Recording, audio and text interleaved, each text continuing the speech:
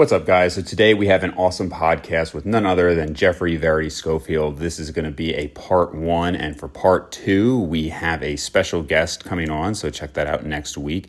I just wanted to mention here that we did have a little bit of an issue with the audio, a little bit of an echo on Geoffrey's side, so apologies for that. We did sort it out a little bit more through the end of the podcast, but again, just wanted to make a note here, and for part two, we do have that completely sorted out. All right, everybody. So today, back on the podcast, fan favorite, Geoffrey, Verity, Schofield. How we doing, man? Yeah, not too bad. How about you, man? I'm good. I'm good. So people might see in the background, it's very dark here, and I will give a warning. Where I live loses power a lot, and I'm actually at the point of annoyance that I'm going to get a whole home generator pretty soon because I just don't want to deal with it anymore. So if we cut out, just letting you know, the power just may go out. So we will see. Right now we're holding steady, but there are some thunderstorms going on, so we'll see how that Oh, goes. wow. And then this is Wow. going to be probably broken into a part one, and we have a special guest for a part two. We'll see. We'll announce that later. We'll see if we get to that. But yeah, so people, you should be. It's a big guest, so hopefully it all works out. Yes, indeed. All right. So we were just talking, and you said that you recently finished up a 4-day fast, which is not Yeah. what I like. I saw your story the one time, but prior to that, I would not have expected you to be doing any sort of long fasting. So why don't you tell us why you did that? What intrigued you about it? Yeah, so I've seen a few different content creators do their own fasts, and I was kind of just curious. It was more about a personal challenge, I would say, rather than fat loss. I mean, for me, I've proven that I can get lean, if not shredded, without it. So it was kind of just, hey, maybe this is another tool in the toolbox that I could potentially use. And it was almost like, hey, I already don't eat frequently. So what happens if I just push that out even further, right? I often don't eat in the morning. I'm not hungry in the morning, and so often I eat until my first meal is post training, which might be 5 or 6 p.m. Right. So the morning is fasted. Around 2 p.m. I go train. Then I get back, and then I eat. And I usually have like two big solid meals from 6 to 10 or so. So that's your So I already have a standard, is like small you're window. just that's your the kind of norm, just 2 meals. 'Cause I remember like years ago I was talking about it, and I thought you those were your meals, but you also had like milk or something earlier in the day. Yeah, so I've kind of experimented with a few different things. I often have a casein or whey protein shake in with my coffee in the morning. So I'm getting in protein in the morning. And I think 2 versus 3 protein feedings, from what I've seen, based on the science and then just based on talking to other lifters, it seems like 3 protein feedings at least per day Yeah. is a good minimum, I Yeah. would say. Whereas 2, it's not like you can't make gains on 2 protein feedings a day, but I think 3 is going to be better, and maybe even 4. For a while, I was getting in a whole liter of milk during my training, which, iron stomach, I'm totally fine with it, but certainly not for everyone, especially over in Asia. I think 90% of people in China are lactose intolerant to a certain degree. Yeah. So I would get a lot of weird looks from people who, if they copied that, things would not go well. Squats and milk. Right. Maybe that's not what they meant from squats and milk, Just have but some this is intra-workout beans. yeah. So, but now I don't necessarily do that. I did notice last diet in 2023. At a certain point, I cut milk out, and as soon as I cut milk out, I dropped 3, 4, 5 pounds. Mhm. Like over 2 or 3 days after that, and I looked a lot sort of sharper. And so I think maybe it's mildly inflammatory or something, but so I don't necessarily take a ton of milk now. I still like it. It's super convenient, a lot of calories, Yeah. tons of protein. You having So whole I think milk? it's a good source, but yeah. And then, Were you having whole so I milk, just Jeff?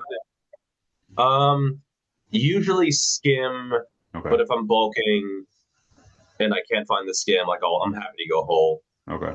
If dieting, yeah, I try to go skim just because whole milk when you're dieting, that's a lot of calories for not a lot of satiation, I Sure. found. Yeah. And Okay. then, Yeah. So I've also, and so I just decided, hey, I'm gonna try fasting. And the first day around your normal meal time, yeah, you're gonna get hungry, of course. That's just how the body is. And then the next day, your body is almost like, okay, well, what's going on here? And then the third day was the easiest, and then the fourth day was even easier. I did train legs on day two, pretty darn hard. I'll do a whole video sort of on the three training sessions, Yeah. the leg day, and then the torso day, after which I broke the fast, and then the epic arm day afterwards when I was refed and Okay. totally glycogened out. And it was a good experience. I wouldn't do it if I was lean. I think if I Mm. was 12-ish% body fat or under, just the risk of muscle loss or performance loss and then increased hunger makes it probably just not as viable. But I'm still like probably 15, 16, 17% body fat. And so I think it's a lot of bang for your buck in terms of fat loss here. Yeah, it's interesting. So I mean, I remember Atlas Power Shrug talking about doing Yeah. it, and maybe that's part of where you saw it as well. Yeah. So I've talked on the podcast. I tend to do like a 16/8 intermittent fasting, but it's not, even then it really depends. Like I don't purposely do that. I did it for a long time. Now I just kind of eat depending on like hunger. Yeah. But I do a 24-hour fast from Sunday night to Monday. I find that super convenient. It's just kind of nice as like a break. And it does allow me to eat more. And that's kind of like how my week is structured. Eat more, I should say, on other days. So for me, because I'm very busy clinically and whatnot, like Monday and Tuesday, even like Wednesday and Thursday, I'll average again, like Monday's 1,000 calories, Tuesday, Wednesday, Thursday is like 2,200. But I'm averaging 3,000 calories a week. So obviously that allows for like, Friday, Saturday, Sunday to kind of eat whatever I want.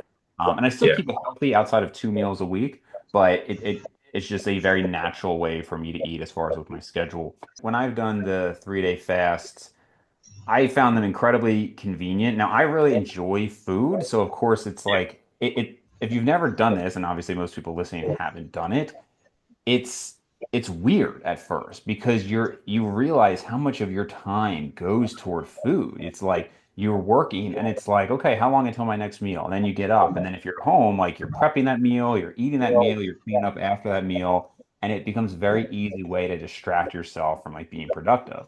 So when there's just nope, I'm just not eating today, you realize like how much you can get done and all of that. So I don't particularly like doing them. I haven't done one in years, but it is very convenient. And then from a fat loss standpoint, obviously you do create a huge deficit after 3 days. So that's not why I've ever done them.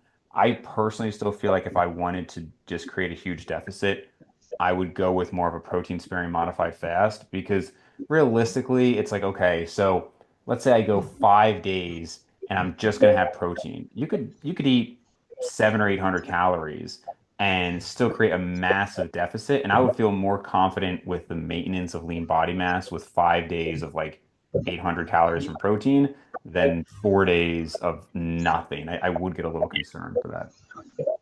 Yeah. And I think there are mechanisms that help you to spare protein even without getting protein in. But yeah, me too. I think I'm gonna try. I've done protein spared modified fast before, and I do like them. I use them with clients all the time. They're generally pretty well received, and I've had some client questionnaires where someone's like, I'm trying to lose fat, and I'm eating like 2,000 to 2,200 calories a day, but man, it's just so slow, and I lost 3 kilos in 2 months or something, and I'm just sitting there thinking, man, that is not motivational.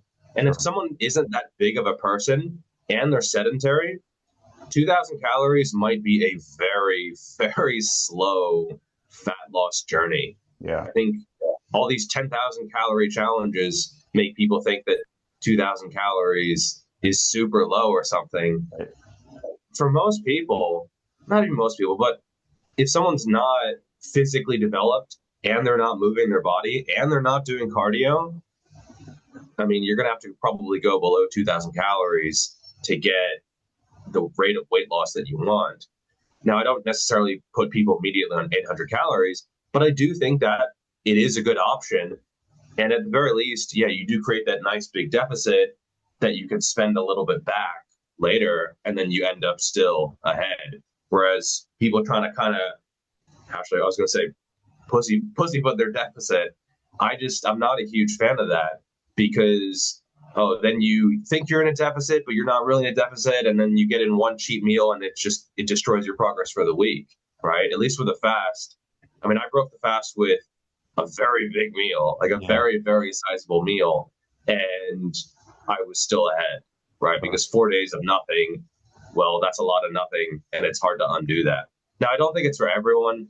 If someone has a history of disorders or something, yeah, maybe this could set you on a path. And so I think ultimately you have to know yourself. Some people, they just slingshot.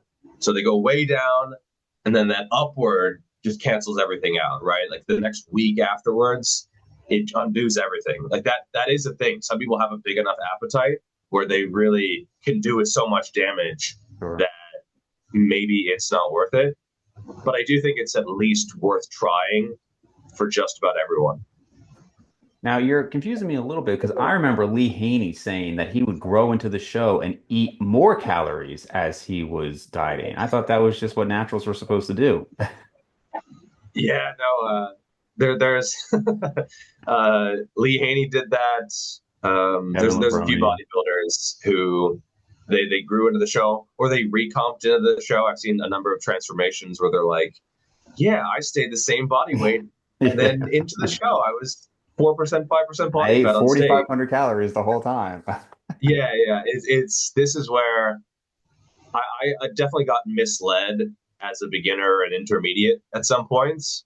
And as a natural, yeah, like you're going to have to play by different rules and you have to unlearn some things where it just doesn't work, right? Growing into a show, if you talk to any natural lifter, they're like, what? That's not a, no, you're going to be losing weight.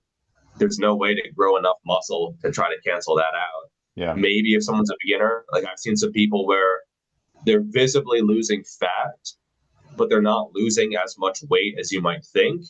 And in that case, yeah, maybe the muscle mass growth from a pure beginner newbie gains kind of Sure, thing can sure. cancel that out. But once you're advanced, I mean, that ship has kind of sailed. I'll be able to see from this diet how much muscle I put on over the past 2 years from the 2023 cut. Yeah, yeah. Preliminarily, we're probably looking at like somewhere between 2 to 4 pounds of muscle over 2 years. Okay. Uh, Certainly not more than 5. So when I see comments on the YouTube channel like this guy blew up over the past year, I'm just, man, I have the receipts Yeah, and I bro. have not, I certainly have not blown up. Yeah. Sure. Yeah, and it's the opposite for me right now, where like I'm just kind of staying lean.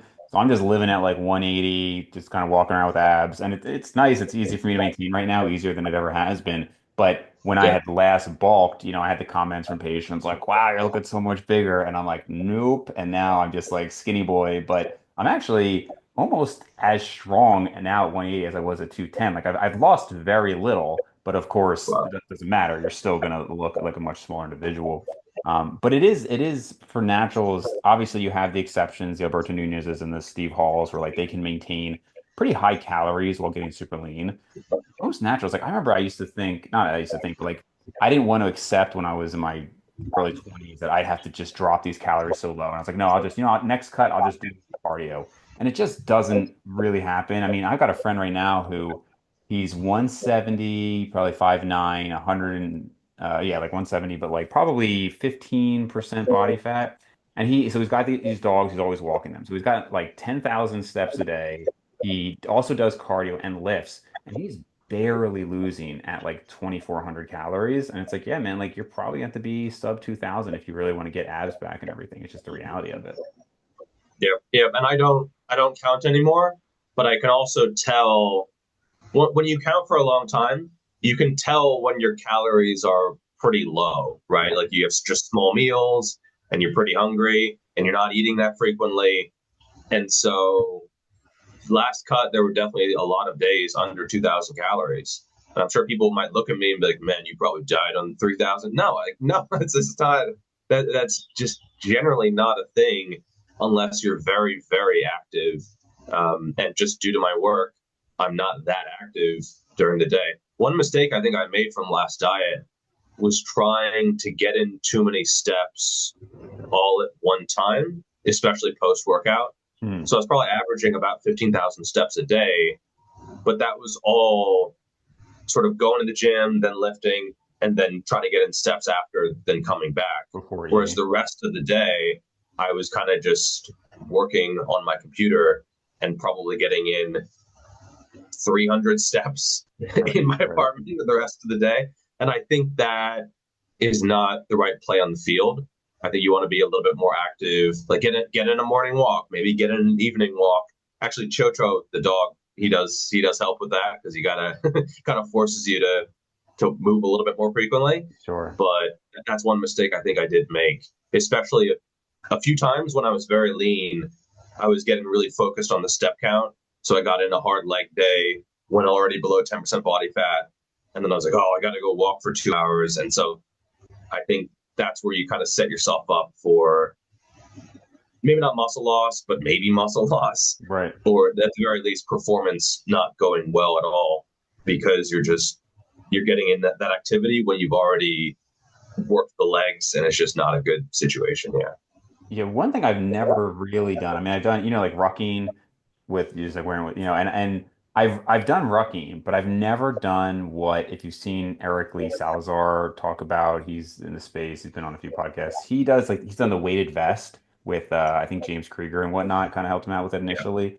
Um, and he's the only person I know who has just raved about it. I know some other people have done it, but he made it seem like he could eat like hundreds of calories more per day while getting just as lean, help to maintain muscle mass. I can't really comment on it because I haven't tried it, but I guess the idea would be that you're just, you're carrying that weight constantly, and then it just, again, like some people speculate, it kind of, it's different than just more walking because that weight provides some sort of like, almost like some sort of sensory stimulus to your body that you still have that weight. Again, Right. it's very speculative, but that's his thought on it. Yeah, I haven't tried it. I have considered it. I know Steve Hall used the weighted vest. I think he had, from what I gather, I don't want to put words in his mouth or anything. From what I gather, it was kind of mixed, Yeah, right? I I think it think I was think there was fine. one season where maybe he overused it and he was just feeling tired all the time, and it just kind of wore on him. Yeah, And so maybe I think later he used it more transiently. I could see I could see it helping just sort of out of convenience in terms of the sensory. Oh, your body still thinks you're 230 or something. Yeah, I don't know. Maybe it would have to be something that I would personally try. I did look into it, and I might do it, but on the other hand, I had a lot of success without it, so it wouldn't be a top priority for me. yeah. And for me, it's just not even feasible. Like I'm at the office 10 hours, like I'm not gonna have a weighted vest, working on patients. Bulletproof vest in the dentist's Right, office. Yeah. right. Maybe on weekends and stuff, but yeah, not super practical. So I'm glad you brought up like, you're going to be able to kind of see how much you've gained, and that's one thing I've said numerous times I really like about how you do things is like in certain ways, you got like the bro stuff, and you're like, yep, I'm going to push hard and high volume and whatnot, but you're still objective. Like here are my measurements, here's my strength, and you're measuring those things. So it's not just like, Yeah. well, I look a little bigger, and so therefore I made these crazy gains. So I'm Yeah. very interested to see it for you too, because you're past the 10-year mark now, right? I think. Yeah. 10 and a half. Okay. So, that's that point where in my experience, like 12 to 13 years, if somebody's like really going hard, that's kind of where, and obviously age is a factor too, but I think less so in bodybuilding compared to most sports. So, because Yeah. you're 35. Yeah. 35. I'll be 36 in a week and a half or so. So, I mean, and you think you're going to see like 2 to 4 pounds? Probably. As you know, it's easier to see these things when you get leaner, just because you have more details in the physique to go off of. Mhm. And one of the things about being, I guess, a YouTuber or content creator, I film a lot of stuff, and so I can kind of go back in my phone and be like, okay, well, at this point in the diet here, I kind of look the same as here. And usually, fat loss is pretty similar across the whole body, every single diet, right? It's not like Right. one diet, your arms are way leaner Right, here right, and right. your legs, I think for the most part, your body just kind of has its own fat loss and distribution patterns, and I've heard so that changes a little bit as people get like quite a bit older. Like I've heard men in their like 50s central. say, yeah, yeah. But other than Yeah, that, I mean, sure. you do see you do see some differences. Yeah, I'll agree with that, and I do think that there was the old Paula Quinn biosig courses. I don't know if you Hmm. maybe you're familiar. I know you're Yeah. a teenage enjoyer, Yeah, or at yeah. least used to Yeah, be. once upon a time. And Paula Quinn, it's really weird. Where if someone dies, you can't really criticize them anymore, right? Even if they said a lot of wild shit, Yeah, we yeah, kind of yeah. have to be like, well, he can't defend himself anymore. But he said a lot of wild shit, and Sure.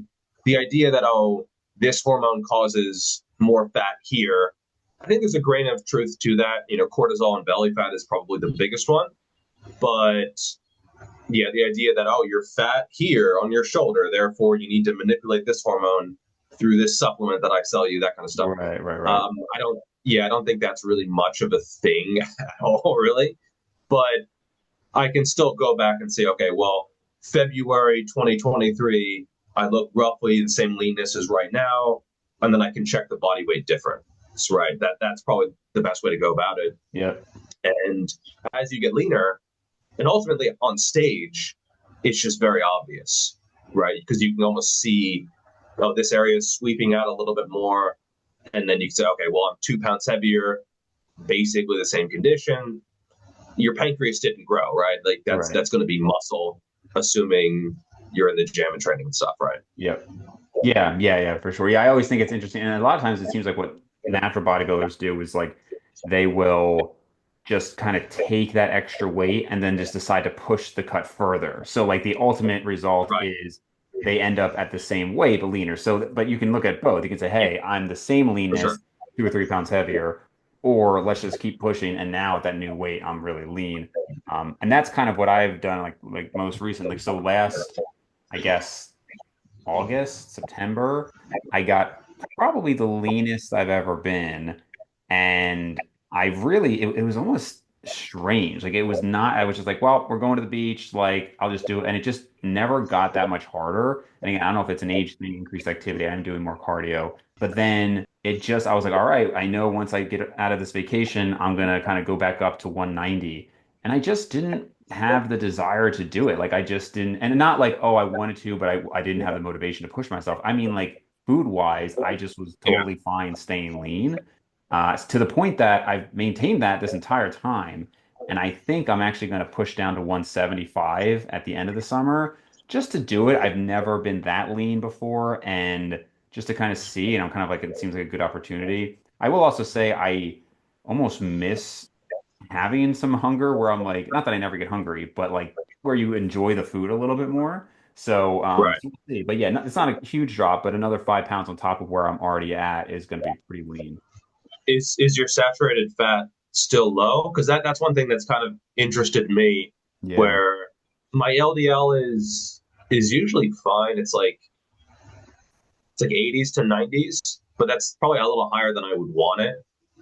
And the thing is, saturated fat is delicious. yeah, Just like in general, foods that have a lot of saturated fat, I find to be delicious. sure. And so, do you think that maybe cutting that out and having that boundary, because most diets, they're just setting boundaries between you and delicious food, right? If Right, it's right. low carb, if it's macros, like it's just setting some rules in order to eat less. Do you find that having that boundary of, I forget exactly how many grams a day you 15 were on, is grams a pretty low day. though. Yeah. Do you find that maybe that was part of it? That's a great question. I think yes, that's got to be part of it. And a few points on that. So generally, for people listening, I'm doing less than 15 grams of saturated fat per day. Many days are even below that. And then I have two saturated fat cheats per week, and those are usually pretty substantial. I mean, like we just went to all you can eat sushi last night. That was probably a 3,000 calorie meal between all the stuff we ate. So they're not all that big, but probably those two cheats a week are averaging like 2,000 calories or something like that. Um, I think the main things that I cut out primarily were cheese and fattier meats. Everything else I eat is basically the same. I eat a lot of fruits and vegetables. I eat fat-free Greek yogurt, whey protein, almond milk. Peanut butter, I still have some peanut butter as long as it fits in there. Olive oil, avocado oil. And you have to be a little bit careful with that. But I find that I can get the ratio of total fat to saturated fat to be about 7 to 1. So if I'm looking for 15 grams of saturated fat, if you're eating pretty low saturated fat foods, I can still fit in about 100 grams of fat. And so that probably does have an effect, though, still on the hunger. I will say, though, that, and this is something that I thought about as well, where I was like, it's not like, oh, I'm not hungry and I'm eating 2,200 calories. I'm maintaining this on about 2,900 to 3,000 calories. So Yeah. that would be my only counterpoint because if I was just saying, hey, I'm not eating any saturated fat, that makes food less enjoyable. So I'm only eating 2,300, then I'd say Right. yes. But I'm still eating quite a bit. And I will say, I really enjoy the food I eat. Like I have huge bowls of like, I post on like Instagram these like parfaits I do with like yogurt fruit and like peanut butter and all that. So I think that's probably a part of it, but not all of it. Okay. Do you think the cardio? I mean, obviously, doing more cardio is going to burn more calories. Do you think that's a big part of it as well? I'm sure, again, it's got to be multifactorial. I think it's less hunger with age is probably part of it. I used to have a really big appetite, and now I can't eat anything like I used to. The saturated fat could definitely be a factor. The cardio is likely a factor. Um, but I've always done 2 sessions of cardio per week, and now I do four. And those extra Right. 2 sessions are 30 minutes of zone two. So how many calories am I really burning in those? I mean, maybe 300. And then you think, okay, if you were sitting still, you would have burned 50. So we're talking maybe an additional 500 calories per week. Yeah. It's not a huge thing, but I think it's all of it together. I think the hunger is lower. I think the increased activity, maybe the saturated fat is making things less appetizing. But I will say I am even surprised because it was never like 190, 15% body fat was kind of always my level of like, this is extremely comfortable. And now it's closer to like 180, realistically, probably around 10%, 10 or 11%, something like that. And it's really like it takes almost no effort. So it is interesting. Yeah. No, I'm kind of curious as to if I kind of transition into that at some point because yeah, right now like 15% body fat feels really good. That's kind of like my equilibrium Yeah. because I kind of just look at it as an equilibrium, right? Whatever body fat percentage you end up at without kind of thinking about it, Yep. that is an equilibrium. And so yeah, you add in more cardio, that'll go down a little bit. Maybe you add in more vegetables, appetite goes, and it kind of just floats to your lifestyle, right? Your habits essentially. And Yep. so I'm kind of curious as to if I decide to implement some of this, would I get pushed down to where like 12% is not even a set point, just a settling Yeah. point, right? And so, yeah, it's quite interesting. I think almost certainly you would. I mean, this is something Alex Leonidas and I talked about quite a bit. It was just like one of the biggest things, people talk about, oh, my metabolism's slow or fast, and there's a little bit of that, but a lot of it is just hunger. It's just how hungry and your desire for food. And even Mike Israetel, to give him credit, talks about that too. It's hunger, but also like just your enjoyment of food. Some people get this huge enjoyment of food, Oh, yeah. and other people are just kind of like, meh, it's fine. And I actually am somebody who gets quite a bit of enjoyment, but it's like specific, like I will look forward to again like sushi night with the bros yesterday or like, Christmas sticky buns or something, but it's I don't need it for all of my meals. But some people it's just like I'm just thinking about it all the time. And so I think both of those factors are huge. So if you can do these things to bring down the that hunger, whether it's more fruits and vegetables, the increased cardio, whatever, it does just become, I mean, again, for people who don't know, like I grew up as a fat kid and I always remember like I would always go for seconds. I was the kid, like we had chores around the house and I was the one who would put the food away. And it would literally be like, okay, one thing in the Tupperware, one in my mouth, one in Tupperware, it was just like I would just always have these, extra foods. And so I was just a fat kid. And so it is very unexpected that I would now be somebody who can walk around lean without much effort. Yeah, you can change your stars, I guess, yeah, through habits and through discipline. And this is where I've worked with a number of quite obese people, and there are none of them where I would look at their diet and be like, that diet looks pretty good. I don't Yeah, know, man. right. I'm eating vegetables. No, like it's always an extreme amount of slop and a lot of it. Like you Yeah, need to eat a lot to build that much mass, right? It's fat mass, but it still is energy that you have to put on your body. And so, yeah, you see these people where they're kind of delusional. They're like, I'm on 800 calories a day, and it's like you are not on yeah, that. Maybe one day you were, but like there's other stuff going on. And so, yeah, often it's just your diet and your habits. And this is where I don't count calories anymore, but I often do recommend it just because it's the only way to really be sure that you're not BSing yourself. for sure. I forgot to ask real quick on the fast. When you finished the fast, well, one, what was this big meal you ate? And two, how was your strength on your subsequent, let's say, 2 or 3 workouts? Let's see, I had a bunch of stuff.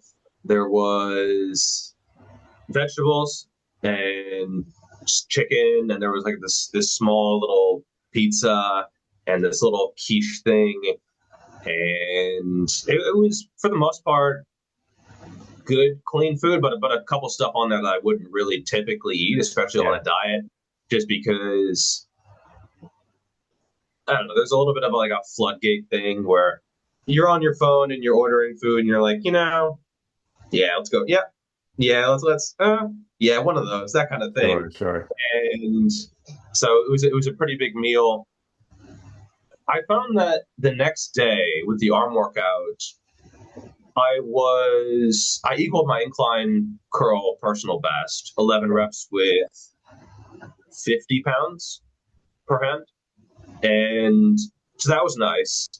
This is the second time I've hit 11 reps. Actually, the previous time was also post fast. I did two Okay. 3-day fasts back in January.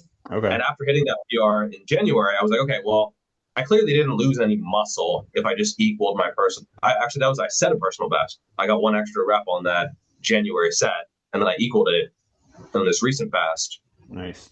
And so that was where I was like, okay, well, performance is still really good. But I did find that it was more visual. Like if I refeed, I will get more of a pump and I'll look more vascular and more full, but my strength won't be. It's not like I'm the Hulk and just tearing through weights. Right. It's disproportionately more visual, and then strength was like just good. It was good strength, but I But find nothing that was like a really day off. drop significant. Yeah, yeah. Yeah. I find that a day off helps my strength and my performance more than a refeed, but a refeed, kind of fills you out more. So if you've been dieting for a while and I train pretty frequently, if I take a day off, it'll help performance. But if I refeed, it'll You help the just visual side right now. Okay. slightly disproportionately, right? It's not night and day, but it's not night and day, but I have noticed there's a little bit of a difference between a day off and a refeed, at least for me. Yeah, yeah. If that Dom makes sense. D'Agostino had some videos where he pulled some crazy numbers while fasting too. I don't know if they were PRs for him. I mean, do you know Dom D'Agostino, the keto guy? I've heard of the name sounds familiar. But he's got some videos where he's pulling like 600 for reps, deadlifts from the floor on 3-day fast, 4-day fast. Now he's like a big ketogenic guy. He's been in ketosis for like 10 years. So I personally think the adaptation could be maybe a little easier. I know when I did my last 3-day fast, I was also doing a keto diet, I think, and I believed at the time that that made it easier for me. But then I've spoken to other people. I mean, it sounds like you had a relatively easy transition. So, like in theory, it should make it easier, but I'd have to go back and look at like the first time I did. I don't remember if I was in ketosis at that point. Well, I think, yeah, I think the main thing that you are essentially detoxing from is carbohydrates, right? So if someone has been doing low carbs already or ketogenic diet, obviously low carb, and then they just start fasting, well, they're already sort of primed to burn fat as their main source of fuel anyway. So that would be a very easy transition. Right. Or if someone is used to lower frequency of eating, the worst candidate would be someone who is high carb and is used to eating 6 meals a day. Right. That would be, that would be really rough. And so when I hear people man, fasting, that just sounds crazy. There's no way you could not eat for 3 or 4 days. I know that they're the kind of person who is just grazing and snacking and eating, and it's all carbs all the time. Yes, yeah. And the kind of person where their blood sugar is just this roller coaster, and they're just they're often they're just used to that style of eating, right? They're just eating carbs and they're snacking. And if they go 2 or 3 hours without food, they start to get hungry. And so the Yeah. idea of going 2 or 3 days is just wild to them. It is Whereas funny, you see man. someone who's, Like, yeah, yeah, they, just the they eat people who once or twice have per like day, these and they're fine. crazy, it's not even bad habits. It's a fine habit. Like my mom is like Yeah. that. Like she'll eat many times throughout the day. They're all small meals. She'll have like I think Ben Carpenter made like an Instagram reel about this as well with his girlfriend who could just go in the Right. freezer, take a bite of ice cream, and then be done. And it's And put them back. Yeah. like why even do it? Like to me, that's just so unenjoyable. I would just never be satiated. But some people are just like, that's just how I like to eat. So not saying it's wrong. It's just from my standpoint, so wildly different. Yeah. When someone says, "Oh, I eat four 500-calorie meals per day," I'm sitting there thinking, those aren't meals. I don't know what they Yeah. are. They're little snacks. You could maybe call a snack, but a meal? Yeah, to me, a meal is not a meal unless it's a solid 1,000-calorie meal. And again, I don't count, but I know roughly what a meal is or how much it is. Yeah. And so, yeah, if someone has been eating less frequently, and so I would say if someone is interested in it, start with intermittent fasting and then maybe tighten up the window, and you don't have to just go from 6 meals a day to one meal in 6 days, right? Right. There should be and can be more of a gradual transition Yeah, if yeah, they yeah, for want to do sure. it at all. For sure. So are your workouts now like in your are you officially dieting now? Yep. Yeah, Right, I other than finished that. a month. A month now. Okay. So what was your peak weight? You said 230-ish? My peak weight, I did a mini cut. The peak weight of this year was 106.1 kilos, which I think, yeah, 234, maybe, yeah, 230, 233.4. Yeah, 230, okay. somewhere around there, yeah. It's Um, 105 to 231, so yeah. and what was your peak weight your previous? So your last cut was 2023, right? Yeah. And what was your peak weight prior to that cut? My peak weight prior to that cut, let me look it up quick. I think it was 103, or I have a chart. I have a chart here, so it should be pretty easy. Um, Actually, it was 101.4. Okay. So that was 233. So 10 pounds heavier, Yeah, but, 223 versus 233. Yeah, interesting. but thicker. Yeah, yeah. Definitely a bit higher in body fat percentage. And I know Abel has talked about this where, man, you're bulking and you're filling out your clothes and you think you look good. And then you just take one foot or something, you're like, oh, I'm fat as shit. Like that's not. I'm higher than I thought I was. And Yeah, yeah. so, yeah, there were a few times when I was up past 230 where it's weird because training is really good, and then you're not really focused as much on how you look because maybe deep down you think, okay, well, right now it's not about that. It's Exactly. about pushing things up and performance and driving that progression. And so almost like you don't look at yourself in the mirror Right. because like who cares, right? And I find that Exactly. as I'm dieting now, I'm more focused on how I look. So I'll wake up in the morning and like kind of look for a new detail or vein or something, right? Whereas when Totally. you're bulking, it's not on your radar until it is, and you look at yourself and like, okay, time for a cut, time for a cut. So that was about a month ago. Yeah, I'm trying to find some old pictures here because that's exactly right. Like when you're bulking, you take your shirt off and you just know, like, I'm fatter right now. It's just that's just what it is, you know? Like Yeah, I'm trying to find this is from February. So this is probably like peak fatness. And like I'm looking at this picture now, it's not like I'm obese at all. exactly. Yeah, It's just nothing. It's just kind of black, you know? you're just smooth. Yeah, yeah. Yeah. You look big in person, and you're big standing next to someone, but then in terms of pictures and videos and the visual aspect of things, if someone held a gun to my head and someone was like, you got to make the most amount of money in the next year, for some reason, like that's a really weird hostage situation. Maybe Yeah. they're taking a cut of the money I make from social media or something. Yeah, I would get lean and I would stay lean and I would get as lean as possible Yeah. because that's a big part of what drives your business in the fitness industry. I mean, It I've seen some is. people where they legit are extremely dumb and not knowledgeable about fitness, but they look amazing and they are shredded, and that is what drives their business, especially on Instagram and TikTok. And Yeah. so, yeah, if that was the main goal, I probably wouldn't bulk at all, just because it is kind of delayed gratification where you're not going to look as good for a long period of time in order to hopefully maybe look better later. There was that video that went around as months ago now, and I'm sure you must have seen it where people were commenting on it. It was that guy who was like, "This is 15 years of natural lifting." Steve Hall commented on it, and all those other people, Yeah. And for people who don't know, it was a guy who had a good base for sure, and it was basically 15 years natural lifting, and the top comments were like, "I look better than this in 1 year," and all that stuff, and it was just so ridiculous. But it is amazing how much shape and leanness will play into that online. Because again, I'm looking at this picture that I'm not even going to post, but I mean, genuinely, like this was the same time that, again, my patients were saying, like, wow, you're looking really big, all these things. And I mean, I can't underscore enough how unimpressive this just relaxed, waking up shirtless photo is. I mean, genuinely, if you told even me, this person has never lifted or they used to be like a high school athlete, they haven't touched anything in 10 years, I'd be like, yep, that's what it looks like to me too. It's just nothing.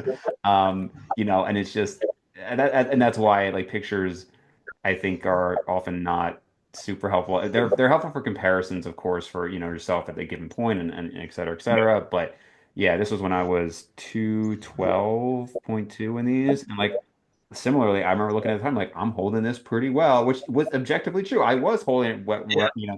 but it's just yeah, it just is like, oh, so it's a shame because obviously most business is online now. And so it's just Yeah. how people, and I can't imagine, I really can't imagine that ever going away because it makes sense that if you're not 10 plus years into lifting, you would assume that the results are necessarily going to be directly tied to somebody's knowledge base and effort. And obviously there is a strong correlation between like effort and all that, but not understanding the other factors involved. So I think it just will always be the case that like you could be an idiot and you'll just have that following, and that's just kind of how it is.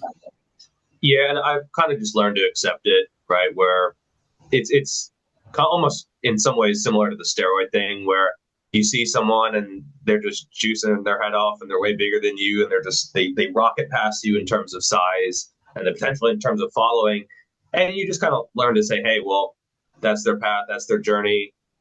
It seems unfair, but that's kind of just life. And in terms of the leanness thing, yeah, for a lot of these guys who are staying shredded, if you slapped 30 pounds of fat on them, or even 20 pounds of fat, they would not look impressive at all, right? Like if you put 20 pounds of fat on Jeff Cavalier, he's going to look pretty. Do you even lift? I think, or he would. It's almost, especially if it's someone's brand, they're tied to that, right? Like Jeff Cavalier, he couldn't even really do a bulk because people would clown him when he went above 10%. For If he got sure. to Yeah. 12%, people would be like, what happened, bro? Or if he got to Yeah. 15%. I mean, the comments would be merciless because he's kind of built up this thing in terms of that being his thing. And so I do think that that can make your progress either slower or non-existent because, man, 15% body fat, it's not that high, right? A lot of people don't realize in terms of accurately assessing body fat percentage, 15% body fat, a lot of people, they're still not going to see gains if they try to cap their bulks at 14%. It's just, Yeah. you've experienced that. I think you've talked about this before.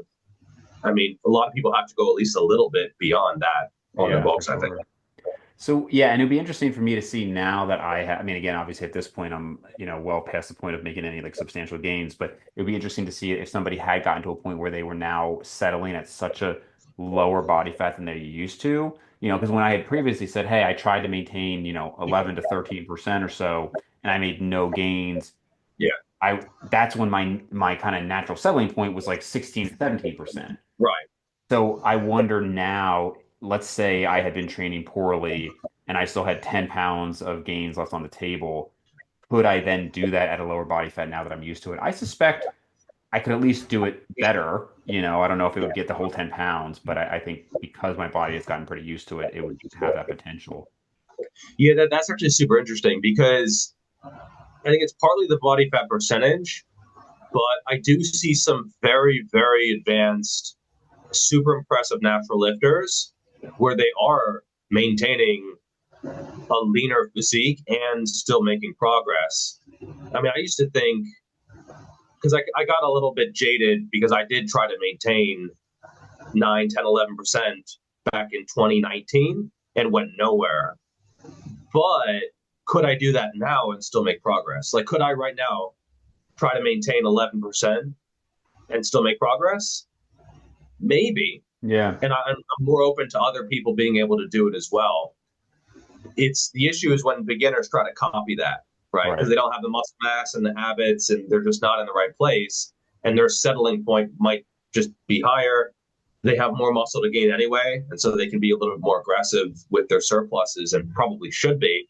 And so, yeah, I'm more open to the idea of, oh, this guy is super advanced, and he's trying to maintain 11, 12% and not go over that because yeah, I do think the game changes a little bit when your gains are going to be super slow anyway. Yeah. So I'm curious where you personally assess people, or if somebody said to you, "Hey, Jeff, I'm pretty new to this industry.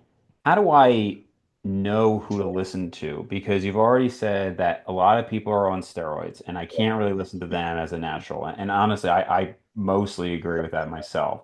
And then it's like, okay, and not, and again, just caveat, yes, obviously, plenty of enhanced lifters have a lot of knowledge, but there's a lot of things that are skewed there. So then it's like, okay, so let's say I'm just going to focus on natural lifters.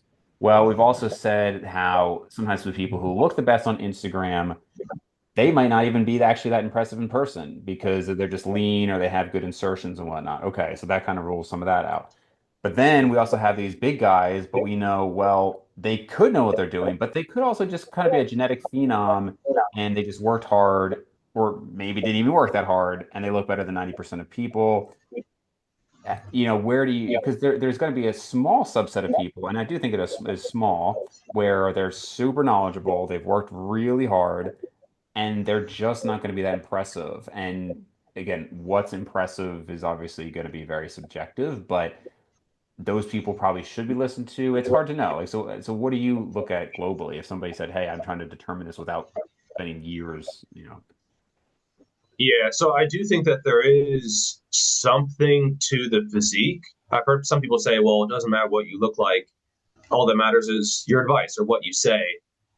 I am a bit skeptical that the physique doesn't matter at all, right? Like if someone looks like they've never touched a weight in their life, and then they're talking about how they're a hypertrophy expert, I really have to think, well, why didn't it work on you at all? Like, are your genetics that bad? Really? I guess it's possible, right? Like, someone has just bottom of the barrel, bottom Anti-Ronnie 1% Coleman. genetics. Yeah. Yeah, and then they just decided to get into hypertrophy and make that their thing. Sure, this wouldn't really fly in other activities, right? Like, if someone's a financial expert and they're just totally broke, Right. okay.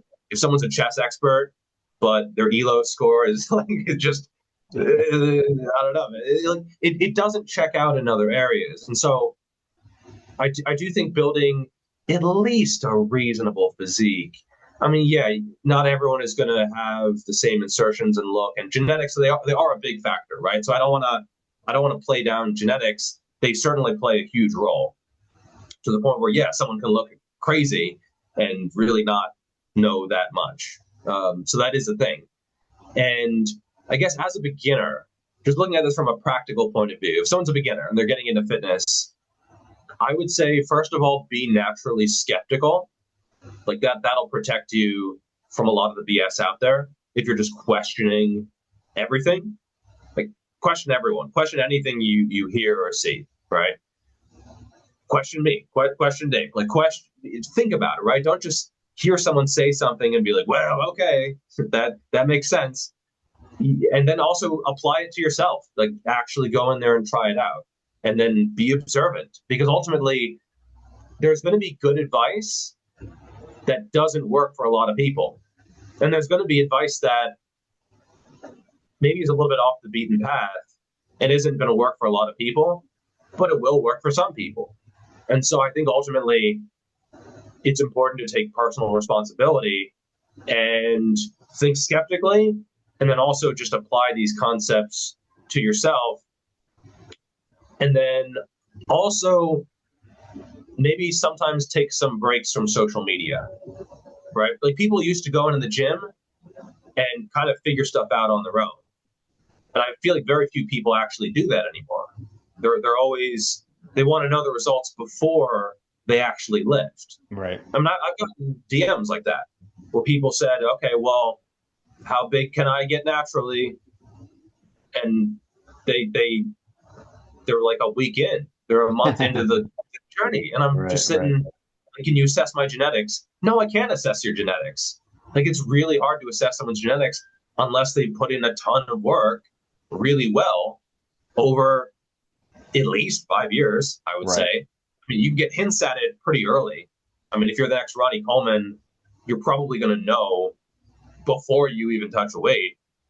But, or if you have some maybe muscle wasting condition and you're on the other end of the bell curve, like maybe you could be able to tell that before. But for 98, 99% of people, you're not going to know. You're not going to know for at least a little while. I mean, I've gotten content creators say stuff about me like, well, he must be on drugs because he has bad genetics. Look at his before picture. That's not how things work. That's not crazy. That you can't look at a before picture and be like, oh, he has bad genetics, right? It's the response to the training that's way more important than your starting point, right? And so I would say be skeptical, listen to a variety of sources as well. I've gotten people DM me say like, oh, I unfollowed every person except for you, Jeff. No, that's not how things work, right? You want multiple sources of information. And I would say a lot of people are saying the same thing in a different way.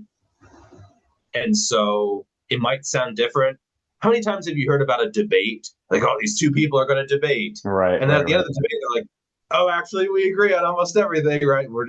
We have a different perspective, or we said things differently, or maybe our specific recommendations are a little bit off, right? And then I would also say, don't base your training off of a study. Science-based is not based off a single study, right? So if someone reads a study and then they're like, well, 52 sets, that's what I got to do. That's not it. And I've been there, right? After the Schofield study, I think it was 2018, I started doing a hell of a lot of volume. And, that's partly on me. I think it's maybe partly based on, at times, how the studies were communicated, where they're just like, oh, well, more volume, like, look at the chart. Everything's up with more volume. Like, that's the main driver. And, young, early intermediate me was say, well, I guess I just have to have a higher number of sets in my training log. Like, that's what's going to matter.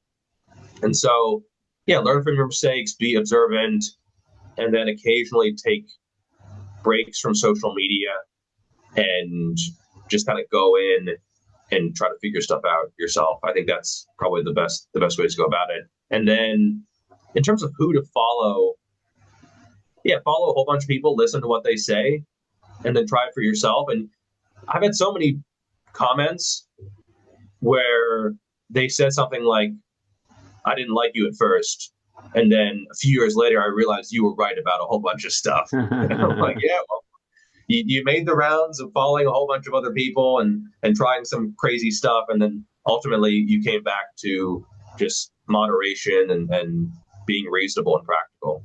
Yeah. No, I think that's all very, very reasonable. And the reality is, you know, I agree with you. Like you have to show results because I obviously do talk about the influence of genetics quite a bit, and I think it's a massive factor. But you Yep. have to consider, okay, there is an anti-Ronnie Coleman out there, and that's true. Like there, Yeah. and some people don't believe this. To me, I think it's very likely that muscle growth follows a general like bell curve distribution. Yeah. And there legitimately are going to be people who can probably put in a ton of effort, like dedicate their lives to it and look super, super average. Like I really do believe that exists. But again, it's a small minority. And just because, again, people kind of weed themselves out if they're not good at things, we talked about this many times, it's Right. just very unlikely that now, again, those people I guess, should be acknowledged in that they exist kind of like on the outskirts, but they're probably not going to be content creators, I guess what I'm saying. Like, if you really have that bad of a response, you're probably not Yeah. going to be a content creator. Like, it's very unlikely.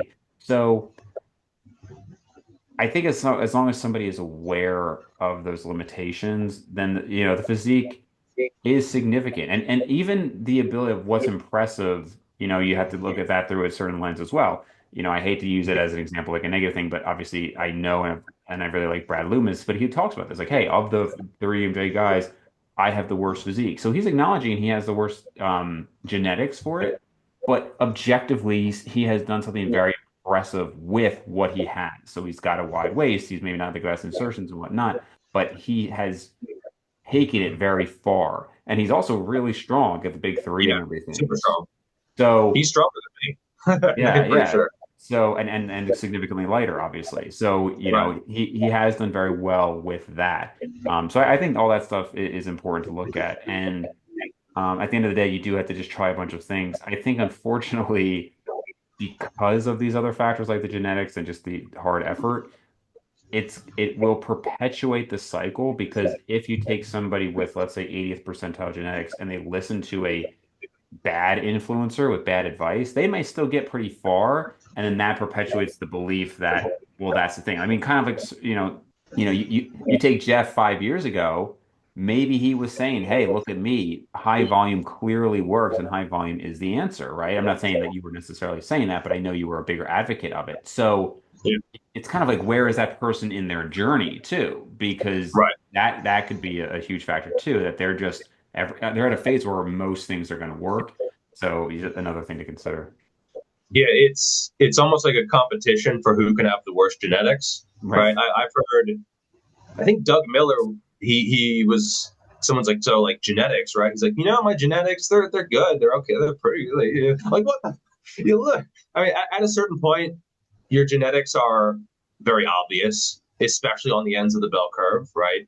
And so if someone is like a world champion natural bodybuilder and they're like, nope, hard work, like that's all it is. Because ultimately, the better your genetics are in that formula, because that formula, it's a whole bunch of things, right? It's your genetics, it's your consistency, it's your hard work, it's your knowledge, it's the application, it's the diet, it's the sleep. Like there's a whole bunch of stuff. And then the anabolics, throwing that in as well for some people.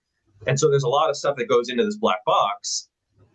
And so people are all often saying stuff like, my genetics not that good, because the implication is like, I worked even harder to get to the same level, Right. or I know even more in terms of the practical knowledge, and I can impart some of that to you, and therefore you should listen to me more. Right. That's where it's sometimes refreshing to hear someone who says that they have amazing genetics, right? Like if you hear Greg Doucette say, like, I have amazing genetics, it's like it's kind of refreshing because you don't Yeah. hear that often, right? Right.